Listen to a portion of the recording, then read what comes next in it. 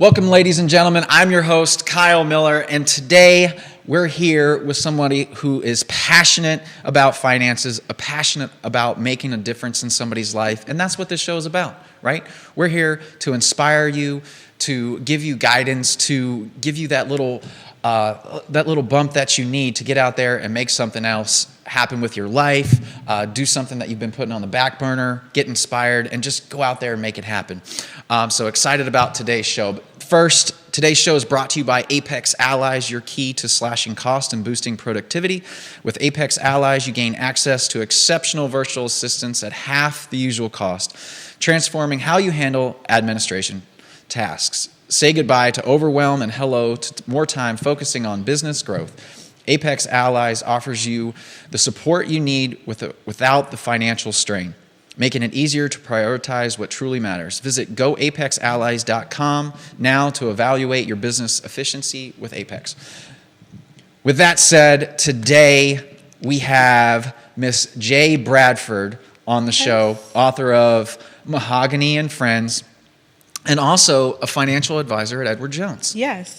Awesome. Thank you for having me. Beautiful studio, and I'm excited to be here. Well, your smile just brightens the room up so much. You walked in here, and I was just like, oh, I could just tell you were just a bubbly personality, wanting to help, wanting to communicate and talk, and I'm excited about the show today. Yeah, I am too. Awesome.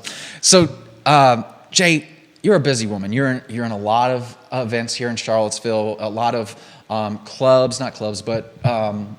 Networking right? groups. Networking groups. You're a busy woman. How do you make it? How do you make it happen?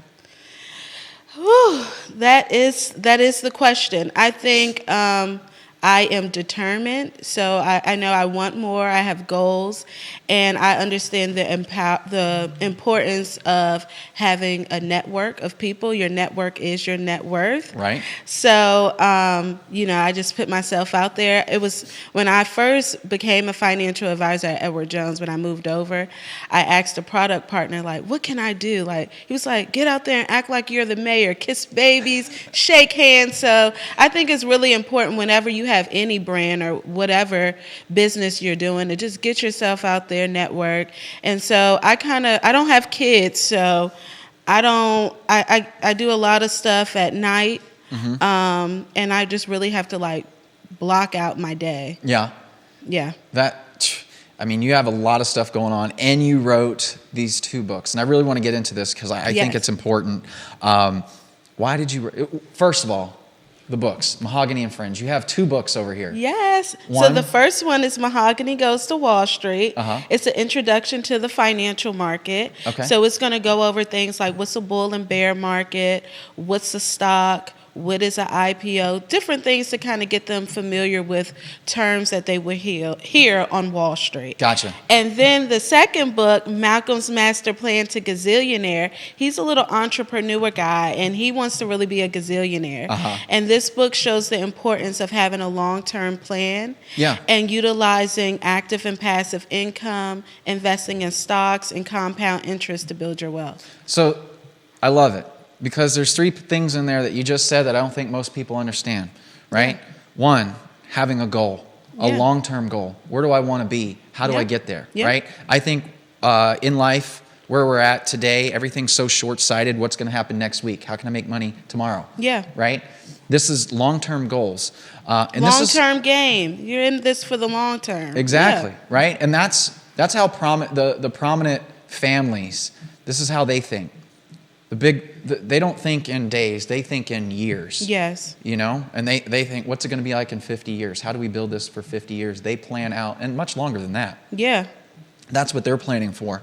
The other 2 things is oh shoot, now I forgot. I got stuck on that. But you were talking about, 1,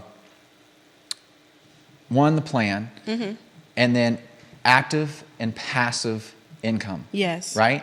And so people don't understand what active income is, and neither do they understand what passive. They may think they know what passive is. Yeah. Right? It sounds good. Oh, I just put my money over here and I get money. People think that rental real estate is a passive investment, and I can tell you right now, being a landlord and owning property as a rental investment, that is not a passive investment. It is an active investment. If Yes. you own more than one house, you understand what I'm talking about. Some tenant calls you at 2 o'clock in the morning and says, hey, the water line just busted. I don't know what's going on. You got to get somebody out here to fix this. You'll understand that it's not passive. Passive is what? So passive is when you don't have to, so as I explained to the kids in the book, to the children, I just did this yesterday at Greer Elementary. But passive income is you're going to initially have to put some work into it, anything that you do, but it's bringing you income in that you're not having to work hard for, right, or work for at all. It's working. The money's working for you, right, or that investment is working for you. Exactly. So give me an example. Can you give me an example of what a passive income stream would look like? So sometimes I like to look at like affiliate marketing. So for instance, if you have a car and you let all these different brands tattoo your car, you live in this high area, you're just driving your car around. They're going to pay you to allow them to put logos on your car. So that's affiliate, that part of affiliate marketing can be some passive income. Right. For instance, even if you have a website and allowing ads and things to be on your website, right, and if they click through it, that can be affiliate marketing. Right. YouTube channels, I talk to the kids at schools about it. Like you have to do the initial work of vlogging, and then but once you upload that content, right, that content, if you get over a certain amount of streams and followers, it can start bringing you in income. So that goes into another thing. That's active, that turns into passive, Yeah. right? And so that's creating something once that gets produced over and over and over and over again, right? Yes. And you can capitalize on that multiple times, Yes. unlimited amount of times. See, Yes. a lot of the things with business when we're saying active, that we have to do it to create income. So as an hourly worker, right? Yeah. You go into the office or wherever you're going and you work for an hourly wage. Yes. And then when you're done, you're off and doing whatever, right? But with that active, you can work for that time frame. Yep. Put in the work, make it happen, and then boom, that gets put online and it's an evergreen. It's always out there. It's always doing the work for you. Yeah. And you can retain income. So you only have to work once. Now, does that work? And you don't get paid usually for that work up front, right? No, you don't. You get paid on the results of that work. Yes. And so it's very interesting. And I think people need to learn more about this, right? Because I think school does a really good job of putting everybody in the school system and creating workers. Yeah. Right? Creating workers and consumers. Exactly. Everything that we do in school, I believe, now I have family members that are teachers and the whole school system, right? Yeah. And so, but I think everything that we do in school is counterproductive to what we do in life, right? Everybody sits in their own rows. Everybody don't talk to anybody. Yeah. And raise your hand when you have a question. There's only one right answer. In life, it's not like that. No, it's not. So why do we teach our kids that we train them for those 18 years of their life, and we set the narrative like this is how it's going to be, and then once they get out into real world, it's nothing like that. It's nothing like that. That's a good question. I don't have the answer as to why the system is set up that way. It is a flaw. Yeah. I think maybe if I want to put out my own thoughts, maybe they do that so that it can be a little more orderly in school. It's a lot of children that they're dealing with, or maybe they're setting them up because they want a certain type of worker. Right. Everyone to be that employee, not that business owner. Right. So those are my thoughts. So I think once you recreate how school looks for kids and you're teaching them about money and entrepreneurship, it kind of society is going to have to do some things differently. Yeah. And when it comes down to even finances or tax breaks, different things, because there are going to be a lot more business owners and not as many employees. Right. Also, it's nothing wrong with being an employee. No.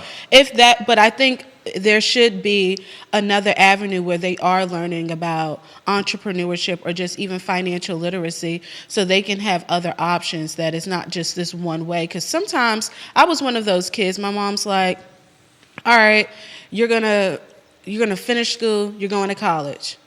And maybe college probably wasn't the best thing for me. Yeah. I did it, Right. but I could have used my talent and just my determination and drive to maybe really tap into my passion Right. of being an entrepreneur, and Right. and could have maybe been light years ahead of where I'm at now if that space was set up to teach a child that there's other options. Right. No, I completely agree with you on that. I think the school system is set up for that. And like you said, there's nothing wrong. I envy some people that they can just turn it off at 5 o'clock and go home. Yeah. Right? And I can't. Yeah. I'm thinking about it nonstop. And I go, man, that would be nice. But it's the life we pick, and it's the life we choose. I'd rather have the ups and downs, the journey of the entrepreneurship, because it's a lot of fun. Yeah. And with risk comes reward. Yes. And I always grew up saying I want to do what I want, when I want, and I don't want anybody else to tell me that I can't. Yeah. Right? And so that's always been my thing. So I don't do well with people telling me what to do. Yeah. I didn't do great in school. I showed up, right? I got the grades to pass, but I was never mentally there. I was always thinking about other things. I was daydreaming about what I was going to do when I got out. I was creating these scenarios in my head, and that's what I would do in class. Yeah. But I was sitting there. So I think entrepreneurship sometimes allows you to kind of tap into what your purpose is. Right. Like, and it allows you to have a little bit more fulfillment in life. That, hey, even if your business fails, right? Right. Hey, I was able to take the risk on myself. I was able to explore these different options. I learned this about myself. Like, I can pass on and know that at least I went on and tried this thing. So. Right. I think you're right with that. And you said a business may fail, but then you also learn a lot about business, about doing business. Sometimes I also don't think colleges are set up right now to teach you much about business. They may, economics, yes. The standard business of what KPIs and stuff that you need to look at, yes. Maybe some thoughts, but I don't think, as far as marketing and advertising, that stuff changes on the daily. I don't think colleges are equipped, and they don't have the right teachers to be teaching that. I myself will not be sending unless they want to be like a doctor or a lawyer or something else that needs specific knowledge to make that. But I don't think I'll send them.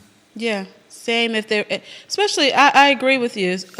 If you're going to college and you're studying business marketing, they don't do a great job at it because things are constantly changing. So we spoke about this a little earlier. Maybe it may be best for you to, one of these people that are out here teaching how to do marketing or teaching how to utilize TikTok to bring in revenue, right? Taking one of their courses and learning that way. I think you'll spend a lot less money. Definitely. You'll learn a lot more. And the thing is, with learning, you have to implement. And I think a lot of people don't do that. They want to learn, and they never take the first step. They want to become an expert before they take that first step to be going. And you're never going to do that because you're never going to learn everything from a book, everything from somebody just talking to people about a subject until you start doing it. Yes, you have to jump in there. Yes. That's me all day. Like, even as a financial advisor, we're getting a new system. We got to jump in. We have to just jump in there. Like, we can read all we want. We can hear all these different experts talk, but we won't really know how it is and how we flow in a business if we don't at first take that first step. Yeah, no more dipping the toes. You got to take the first leap. You know, get in there, dive in. You're going to take your bumps and bruises. That's going to happen. But you need to take that step. You need to go into it. And that's where you're going to learn. You're going to learn, oh, that didn't work. Let's go over here. And then you're going to understand, okay, why does this work and that didn't? And now you're going to be able to take that into future steps that you do, future endeavors.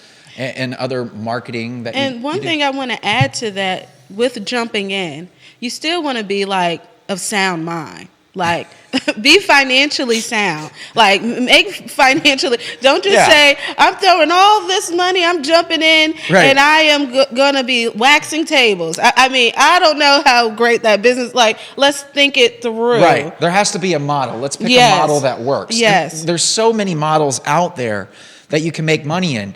I find that some people, I heard this from somebody, I forget who it was, but they were running a business. It was a production business. And they were losing like a couple pennies per unit that they were selling. And he said, well, we'll make it up in volume. You're losing a couple pennies per unit. You're just going to go in more, you're just going to lose more money when you do it in volume, right? And so that's what I think you meant by let's not just jump in and without financial soundness. Let's make sure the model works. There's so many models out there. The other thing is find an avenue where you think you can where you want to make money. So be flexible. As you have to be flexible as an entrepreneur. Right. Things don't always happen as that plan you wrote down on paper. Yeah. Like, you have to be okay with pivoting. And now I'm going to take this road. Have your goal in mind, but the road may change. 100%. And I think you got to work backwards, right? And so everybody wants to own a business and they think they can make much money. Well, let's look at the businesses out there, right? And let's see, all right, what does that business make? What does that industry average make, right? Let's work backwards. Is that what the lifestyle I want? Yeah. Yes or no? No, that's not what it is. Okay, why go down that road? Yeah. Let's find something else. Let's see something else that has a higher ceiling, right? And so I find a lot of people that just pigeonhole themselves into too small of a niche. Yeah. That's not big enough and they can't scale. So I flip a lot of houses. I do a lot of real estate. To me, it makes good money, but it's too small. One, because of the headaches. Yeah. I can't grow it to the one where I want to grow it to. So it's a transactional business. There's no reoccurring income. There is a lot of overhead. Yeah. High debt because you're taking on loans to buy these properties and to renovate them, and then you got to sell them on the back end to make it work, right? And so you're taking a high debt, high risk, with good rewards, but you can't scale it unless you have a large amount of capital. And then a big team. Yeah. Right? And so there's this like no man's land that I was kind of getting into. Once you get like above 40 houses a year, you get into a no man's land because, one, you don't have the capital to have reoccurring to pay everybody on your team to get bigger. So you got to get more on the lines of like 80 houses a year. And then you can start to make more money. But that 40 to 80 is no man's land because you're just paying overhead. And that wasn't a risk that I wanted to take. That wasn't I was looking at it and just going, this isn't what I want in life. Yeah. And I've done that a couple of times in my life when I sat back and I looked at it and go, is this what I really want? And try to put a plan together. But so then I went into other things and started to network more. I built a sales team that's scalable. Yeah. I'm able to sell across the whole country instead of just here. Right? And so my market is now infinitely bigger. Yeah. And I have more opportunities to sell. So those are kind of the things that I was thinking about in business with the opportunities that I had. And it's a growth thing, right? Yeah. I didn't think, in the beginning, I thought just, I could flip 10 houses a year, I'd be fine. Then I get to 10, I'm like, if I could flip 30, I'd be good. I get to 40, I'm like, I don't want to go any higher. Yeah. I don't want the headache. Yeah. And so I think there's a quality of life thing that you got to look at as well. Yeah, and you have to be okay. I feel like a lot of entrepreneurs or business owners, they started like how you started, right? You start, I want 10, I want 20, I want 30. Now you're in this no man's land, and you're like, oh my gosh, do I leave this alone and do something else? I've poured so much of my time into it. But it's okay to pivot. Like, we have many different lives that we live. Yeah. Live those different lives. You did this, you learned something. Yeah. Move on to something bigger and better that is going to give you a more fulfilling life. Absolutely. So I love that. Yeah. I love how you rephrased that for me and just kind of like buttoned it up.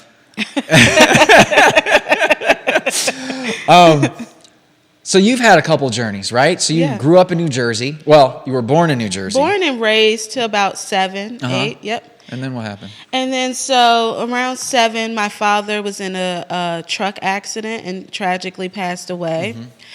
He isn't my biological father, but he did raise me. He's Puerto Rican, and he grew up from very humble beginnings. He was very poor, and so when he met my mom, he didn't know how to read, write, anything, and she helped him write checks, and he made money. He was a truck driver, but he didn't know how to budget it and manage it well, and she helped with the amount of knowledge that she knew. She at least knew how to read and write. She didn't know much about money herself, but he did run into someone, and they told him the importance about life insurance, and it's not about what you're paying, but it's about who you're leaving behind, and how do you want them to live on without you.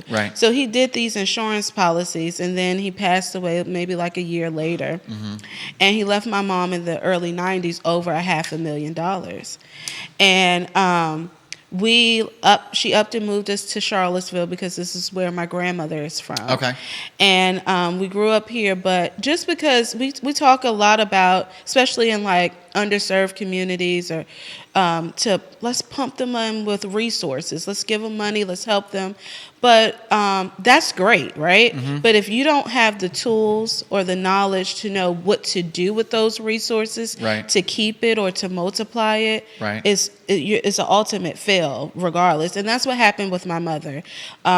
She was not financially educated. She didn't know much about money. She did try to seek out some financial advice. She had emotional trauma around money. She didn't really take the advice. She was spending more than what she should have. And then when 2008 came and the market crashed, we lost everything. And me being where I'm at now, my mom didn't have to. But it was just lack of financial education. And we lost our family home on Rose Hill that I grew up in. I was just starting college around that time. I had to pull out. I was very embarrassed.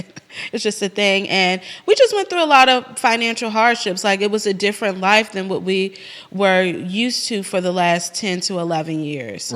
And that's a short amount of time to have wealth and lose it. And so as the oldest, I just used to help her out. Let's call the mortgage company. My mom was one of those ladies that will bury her head in the dirt. I just don't want to hear about it. I don't want to see it. I don't know what's going on. It's bad. And so I'm like, no, Mom. And I would help her with different things and get on the phone with people and just walk her through it. But that showed me the importance. I need to be empowered in my finances. I need to know what's going on. I don't want to go through what my mom went through. I seen firsthand how that just can tear a family apart. And so I just went out in the world and started learning all I could about money and helping people. I love it. I love the story. And then what made you start writing this book? So it was COVID. It was 2021. But before that, I had just started at Wells Fargo Advisors, and I had to get my Series 7. And I have my colleagues that are around, predominantly white men, and they just were so knowledgeable on this stuff. It was just I can study for this test in a couple days, or give me a month and I'm going to take that test and pass it. And it was different for me, very different. I took a lot of time just trying to break down what the terminology meant. Forget about digesting the information. It was just what is a stock? What does that mean? What is a mutual fund? What does this mean? So it took me longer to study, and I tried to be under their timeline at first, and I failed the first time. And it kind of felt like a blow to me. But I'm I'm doing this for a bigger purpose. And I was listening to Beyonce. And she was motivating me. And I'm I'm going to do something with this, because why didn't I learn this in school? Why was I in school learning, algebra and geometry when I really needed to learn about money and how it works, and learn about a stock and how to grow my wealth? And when I always said, like, I'm going to do something. I'm going to do something to help the community, to instill this in the kids to come, because they're my future. I'm going to be in a old lady soon, and I need them to know what they're doing, right? And just to make a brighter future. So my friend, she writes books, and I have an old English teacher that, she's written things and different things like that. And I just got the idea, just came to me like, you should put this in a children's book. Like, there's nothing out there fun. I went through a deep dive on YouTube and Google, and I'm like, a lot of kids are saying that this is a concern of theirs. They don't feel secure in their finances. Right. And then I learned that your financial foundation is built at 7. And I'm like, what? Like, I wasn't learning anything at 7 about money, so I thought, but I was witnessing how my mom interacted with money. Okay. And maybe those weren't the best interactions, or, you can't get this, we don't have enough money. And those types of money doesn't grow on trees. So you're teaching them something. Right. But let's start teaching them the right things, especially during this pivotal age. So it made me decide to write my children books. I love it. And it's just inspiring. And you didn't know anything about writing books, so you had to go connect with people. I had to connect with people, and I had to do research. So growing up, I always wrote little poems or raps and little short stories. I always was creative like that. I had a vivid imagination, but I knew nothing about writing a children's book. I knew I can write something that sounds cool and talk it out. And I watched a lot of cartoons to kind of get inspiration. I researched a lot, like, how is this possible? Yeah. So I first wrote the story, and I partnered with English teacher, Ms. Zentgraf, and she did the edits for me. And she was like, I have my cousin, Kelly Corrigan, who writes these books. She's a New York Times bestseller. I'm going to connect you with her. She's like, I love the story. I'm going to connect you with my editor at Penguin Random House. Mm-hmm. And so that made me say, oh my gosh, this could be like a real thing. Like, they're liking this. Like, I need to do something about it. So I'm like, maybe I Googled, like, how do you get a book deal? And it was like going the traditional publishing route. You can write these letters that are telling about your book and pitching your book. You may need an agent. So I started going down that path. And when I spoke to a couple of editors, they felt like, this feels a little complex for kids.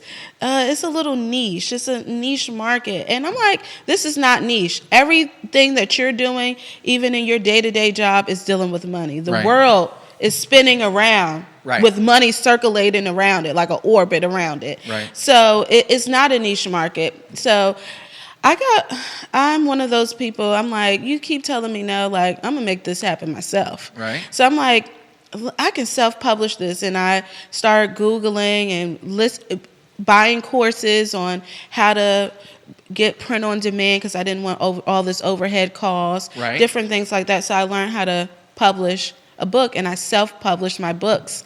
And it's been really rewarding, because the traditional route, I probably would have got a check up front, right? But going the self-published route, I'm still doing just the amount of work that I would have done if I would have went the traditional route, like marketing myself. But I'm able to keep 100% of the proceeds and say, this is me. And now the sky is not even the limit. I can say, hey, I want to do a course for UVA Star Hill program and teach kids financial literacy. I want to have a cartoon, an animated series. I can do all of this under my Mahogany and Friends brand because I 100% own it. And I love how you didn't know how. Mm-hmm. You researched. You took the steps. You found out information. Yep. You didn't like that information. And you found a different way to go about it. Yeah. I mean, that's life. Yeah. And it's been hard. I mean, it's not an easy process, especially Mahogany. Like, everyone loves Mahogany, but I look at it and I'm like, it's a beautiful flaw, because this was really my learning curve. I was learning through that book, learning how to write as a writer, working with my sister-in-law who did the illustrations, and how printing should be and how the margins should be, and just trying to get it to look like a book that's at Barnes & Noble, which our books are at Barnes & Noble. Oh, congratulations. Yeah, so that's exciting. Sweet. Yeah. So it just calls to pivot and to like reimagine, and sometimes it's okay to take a step back. Right. Like this year, I told myself I'm gonna take a step back and perfect this thing. Like, okay. I'm gonna push out a couple of books. I'm gonna have product that is shelf ready, and just different things so that I have different avenues of where I can get income from. I'm impressed. Thank you. Thank you. Do you know how many books that you've sold so far with this, or? So I do have. Well, not this recent. Let's see. I've probably sold a little over 10,000 books. Have you really? Yeah. So I do big events too. So like you said, you don't want to just keep yourself in this market. Right. Charlottesville, I have to say, I love my city.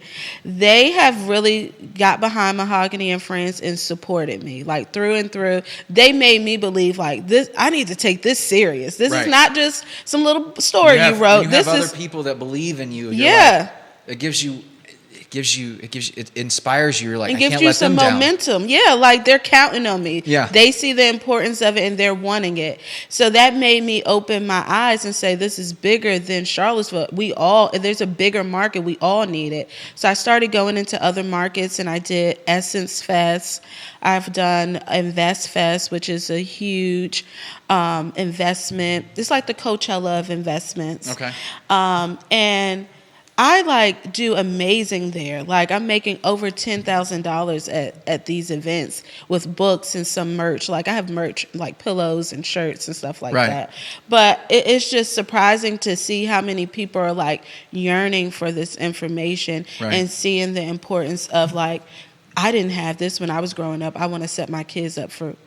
Right. I wish I knew more. Yeah. And I want my kids to know now. And even when I'm at like a bar or something, my mom loves a bar. Yeah. And she talks at the bar all day. And she's like, my daughter wrote a book. And they're like, bring that book in here. And then we're selling books at the bar. And they're like, this book is for me. I need to know this stuff. And I'm like, you can just come sit down and talk to me. I'm a financial advisor. So, yeah. Yeah. That's awesome. Great. Man, that is so cool. And so now you talk to mom about finances? Yep. Yeah? Yep. And she knows, and we work through things, and I do it with my entire family now. The thing about finances and talking to people about finances, especially adults, kids are a little different. Adults, they have to want to know that it's helping. They have to want it. They have to know that it's helping better them. And they have to be okay with buckling down and putting on a seatbelt and having like, what's the word that I'm thinking? They need to buckle their seatbelt and know that this is going to be an effort. Like, it's going to take some time. Mm-hmm. It's not going to happen overnight. So my mom listens to me, but sometimes I'm like, come on, lady, you got to do more. This is what you need to be doing. Right. But it's hard to kind of change someone's emotions around money. Mm-hmm. So it's as an advisor, it's important for me to understand the different emotions around how people think about money. So like a first question I'll ask is like, what was your relationship with money growing up? And that kind of gives me insight on how to approach them and how to talk to them. Because I can give you all the knowledge that I have. That doesn't mean that that's going to resonate with you and going to make you like take these steps to do it. One of the things you said earlier, I didn't want to interrupt you. You were talking about money doesn't grow on trees. You got to save for a rainy day. Yeah. Like all these acronyms and these sayings that people say, right? Where do they come from? Right? And like you said it, and now it's starting to hit with me as 7 years old, you start to develop these habits of, understanding where your money knowledge is because you hear these things and we can't afford that, or we can't do this, or, so that gets ingrained into our brains and we hold on to that, and creates a scarcity mindset. So then you're like, right. I have this money. I can't do anything. I can't lose it. But it takes money to make money. So. Well, and here's the other thing, right? Money does grow on trees. Yeah. It's made of paper. Yeah. Right? And paper is made of wood. And I implore you to do this. If you think money is scarce, go look at Morocco. Go look at some of these places. Look at Vegas. Look, Yeah. Charlottesville. It doesn't happen to me in Charlottesville, but when I go like to bigger cities, not Richmond. It doesn't happen to me in Richmond. Like Fort Lauderdale, Miami. Yeah. Right. New York. Yeah. Chicago. Like these places, San Diego. Like, I sit back and I just look at how many people are walking around. Like, I remember sitting down in Orlando, sitting on a balcony, and the balcony at the hotel, off in the distance, I could see the interstate.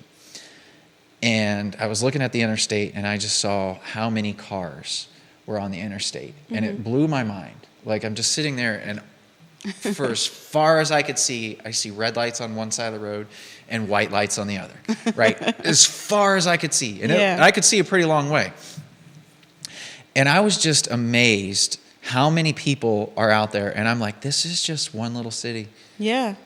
You look at, when I fly, I look at how long those roads are and how many cars are on there. There's somebody in each one of those cars. Yeah. Every single one of those people have money in their pocket. They do. And so it's like, how much money is really out there? Go look on, I do this a lot too. I go look on different websites. I'll look on Zillow and I'm a big skier. I like the mountains and the mountain homes and stuff. So you go look on those, and there's houses up there for $22 million, $50 million. When I was out in Lake Tahoe, we went by one that was listed for $75 million. Like, who has this type of money? Yeah. And they're not even their primary residences. Yeah. So they're coming in there paying cash for that, and then, living somewhere else most of the time. So you look at the yachts. Look at Jeff Bezos' yacht. Massive. Yeah. How much money is out? There's a lot of money. So if you think that money is scarce and you think that money is finite, it's not. You just have to figure out how to make money flow to you. Yep. And there's a lot of different models, a lot of different ways to make that happen. Provide a service, that's one way. Yep. Investing, another way. Yep. Figure it out. Yep. Figure it out. The money is a game. It really is. It is. Can you provide value to somebody, and will somebody pay for that value? Yep. And there you go. There's the game. So figure that out. Yep. And retrain yourself to start speaking differently.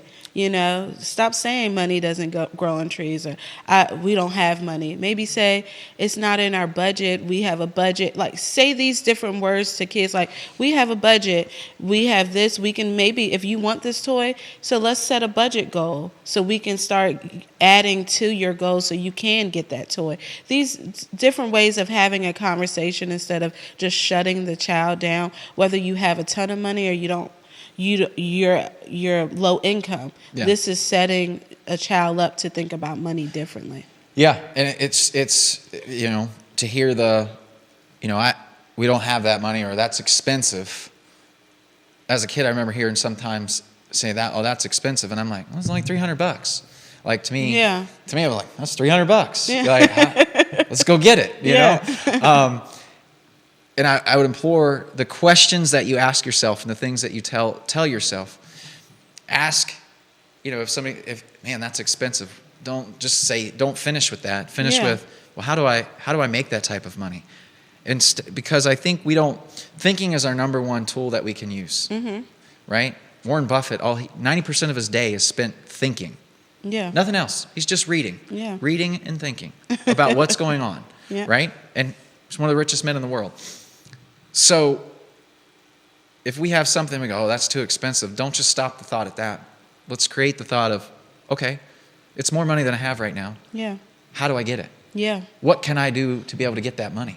Yeah. That's when I see something I want, man, how do I get that? Yeah. It inspires me to see somebody that has money that rolls through in a Rolls Royce or, a Bugatti, any type of those cars. It's like, what do you do to get that? Yeah. I'm not mad. And be okay asking, even if you have to start asking questions and utilize your network of people around you. Man, how did you get that? And that's what Malcolm does in this book. Yeah. He goes around, and it's this guy, Mr. Money, Monroe, that is like the wealthiest man in town. And he sees him at the barbershop, and he's like, I'm going to ask him questions like, how did he get there? Like, how did he set up his plan? And so I just think that's important to kind of teach your kids, and then as an adult, just know too that if you see these things, you can have them too. Just don't be afraid to open your mouth and ask or find an expert to help you. Couldn't have said it. Get around other people. I'm in masterminds. I'm involved with groups that all have business owners in there, that they're all doing different things. We all talk about marketing, mindset, growing, like all these different things on how we expand who we are as people. Yeah. You know, how do we get past the things that are causing us pain, overcoming those objectives and moving on, right?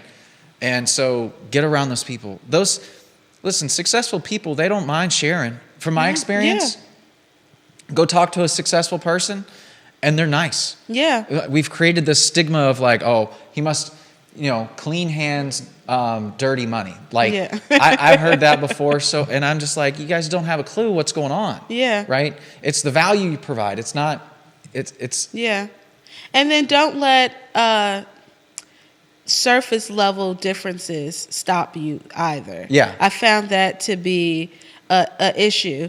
And so I'm in the Blue Ridge Rotary Club, and it is a predominantly white, older club. Yeah. And I'm younger. I'm an African-American woman coming in. But I can't let that stop me, that surface level difference. We have many things in common. Right. And get to know someone on a personal level, get to know more about them, and they'll be more open to start sharing their information with you, because they're like, wow, Cal's cool. Like, he just asked me all these questions about me and got to know me, and I like that guy. And then when you come and you want something from them, like knowledge, they're more open to giving it. Yeah, absolutely. Yeah. It's that reciprocity, being kind, being respectful. Yep. It goes a long way. It does. It does. It goes a long way. Well, Jay, thank you so much for coming on the show. The time just flew today. It's a subject I really enjoy talking about, and I think a lot of people need to hear more about it. Yeah. And so, again, thank you so much for coming on today, sharing us the story, sharing the books. Put those up again one more time. Where can we find you on these? You can find me on social media, Mahogany and Friends. Okay. On everything. My TikTok is not the best, but I'm going to get there. I'm going to buy that course. Yep. And then you can find my website is www.mahoganyandfriends.com. That is a direct way to support the brand and buy a book and just to find out what's our happenings and what's going on in Mahogany's world. Awesome. Yep. Again, thank you so much for coming on. Thank you for having me. It was fun. Absolutely. Yeah. Until next time, guys, next week, we'll see you then. Thanks. Bye.